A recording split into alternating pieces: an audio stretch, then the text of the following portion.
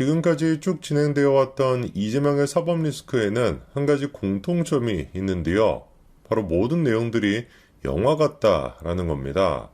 어떤 그 범죄 혐의가 영화 같다라는 거는 진짜 우리 이재명 대표만이 만들어낼 수 있는 주특기라고 해야 되겠죠. 대부분의 사람들 같은 경우는 영화 같고 자시고 할 일이 뭐가 있겠습니까? 죄를 저질렀으면은 그냥 구속이 되고 처벌을 받고 이걸로 끝나는 것이지 이재명이 같이 이렇게 영화같이 진행이 되는 경우가 또 어디에 있겠습니까? 허구한 날 진짜 검찰을 상대로 해가지고 뭘 좀 잘못 드셨는지 매번 검찰이 조작 수사를 벌이고 있다 이런 식으로 땡깡을 부리질 않나. 그리고 그것뿐만이 아니죠. 자기 주변에 있는 측근들이 보이고 있는 그 행태를 보면은 이거 진짜 완전히 그냥 한편의 영화 같은 그런 이야기들 아닙니까?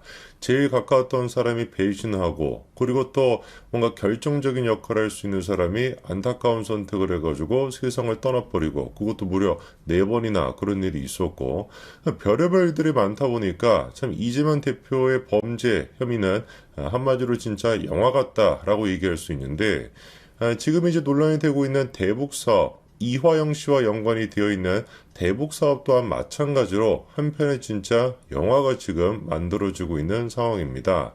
여러분들이 알고 계시는 것처럼 지금 논란이 되고 있는 게 이화영 씨 본인 스스로만이 아니죠. 갑자기 뜬금포로 이화영 씨의 부인이 지금 결정적인 역할을 하면서 여러 군데에서 지금 등장을 하고 있습니다. 이거는 좀 이재명의 측근 중에서 좀 유일하다라는 생각이 들어요. 김만배 씨 같은 경우도 아내가 김만배 씨가 극단 선택을 시도했다. 그때만 잠깐 모습을 비췄었지. 딱히 입장도 없었고요. 정진상이 됐거나 김용이 됐거나 다 어땠습니까? 아내가 별다른 역할을 안 했었거든요. 그런데 이화영 씨와 관련된 이 사건 같은 경우는 갑자기 아내가 아주 중요한 역할을 하고 결정적인 역할, 이화영을 지금 좌지우지하고 있다는 겁니다. 더 지금 논란이 되고 있는 게 뭐예요? 이화영 씨가 변심을 했다라고 하는 얘기가 나왔을 그 순간부터 지금 이제 저렇게 설치고 댕기는 것이지 그 전까지는 코빼기도 안 보였었거든요. 그러다 보니까 자연스럽게 이화영 씨의 아내가 진짜 이화영 씨 아내가 맞나? 아니면 이재명의 아내인가? 이게 분간이 안 될 정도로 누구를 위해서 지금 애를 쓰고 있는지 모를 그럴 정도입니다. 일단 지금 의심이 되고 있는 게 민주당 쪽과 이화영 씨의 부인이 뭔가 거래를 했다, 딜을 했다. 저건 딜도 아닐 수도 있을 것 같아. 아예 그냥 완벽한 개딸이라 가지고 그냥 묻지도 따지도 않고 난 무조건 그냥 이재명 총통각과를 위해서는 모든 거를 다 하겠습니까? 또 이럴 수도 있습니다. 어쨌거나 이 거래를 했다라는 정황은 확실히 지금 드러나고 있죠. 일단 첫 번째 이재명 최측근이 용인에서 이화영 측을 만났다 이런 이야기가 나왔던 거 알고 계시죠? 저 이화영 측이 누구였습니까? 이화영 부인이었다라는 게 확인이 된 상태입니다.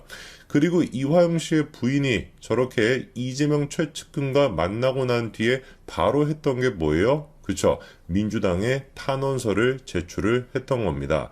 야, 이화영 씨가 이렇게 구속이 돼 있어가지고 우리 남편이 지금 힘들어 죽겠다라는 게 아니라 이화영 씨가 구속이 됨으로써 우리 이재명 각하님께 무슨 대북 프레임이 씌워져 있어가지고 내가 너무 고통스럽다. 그런 말도 안 되는 청원서를 냈던 게 바로 저 직후에 있었던 거고요.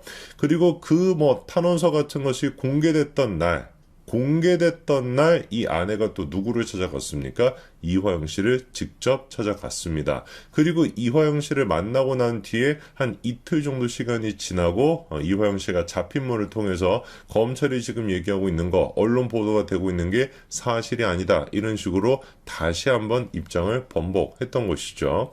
그러니까 뭐가 됐든지 간에 일단 이화영 씨가 마음을 바꾸는데 첫 번째 이재명을 내가 배신하겠다라고 변심했을 때는 이화영 씨 본인의 생각이었던 것 같고 그 이후에 재차 변심을 했던 거는 누구 때문이다? 이화영 씨 아내 때문이다 라고 밖에 볼 수가 없는 그런 상황이죠. 요즘 한창 KBS 때문에 시끄럽다라는 거는 다들 알고 계실 텐데요. 사실상 KBS의 수명이 끝났다라고 봐도 무방할 정도겠죠.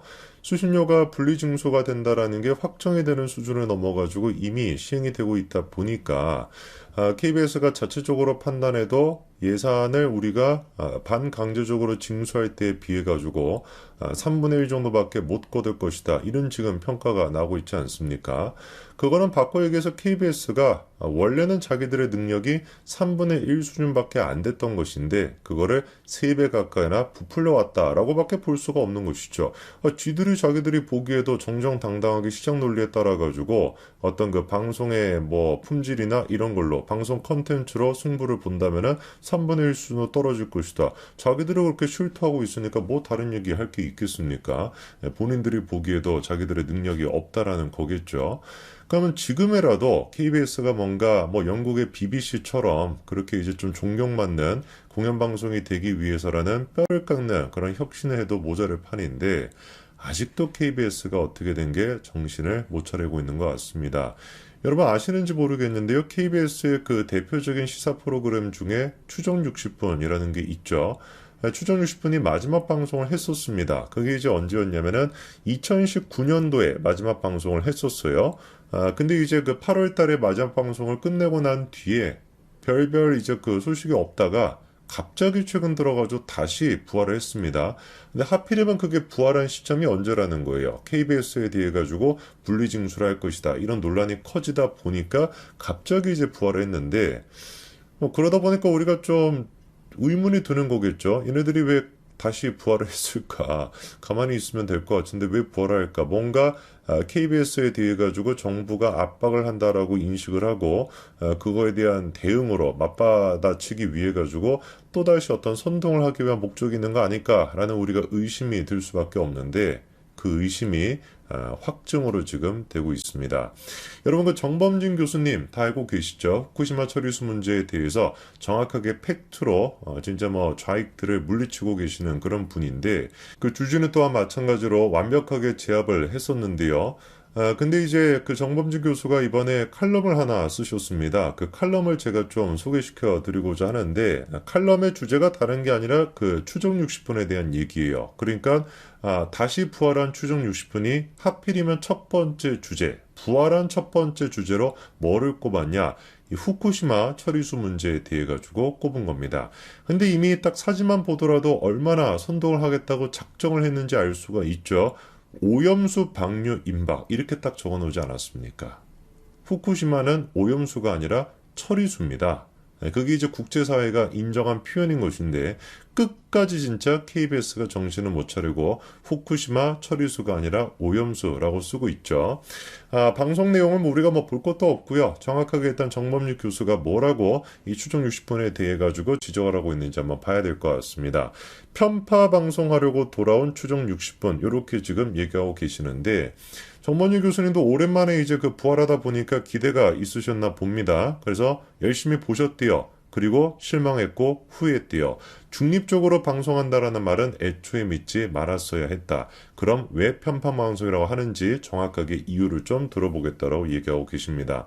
일단 첫 번째로 얘기하는 게 이겁니다. 후쿠시마 현에서 재염되지 않은 매우 좁은 영역만 보여주었다. 이렇게 지금 얘기하고 있는데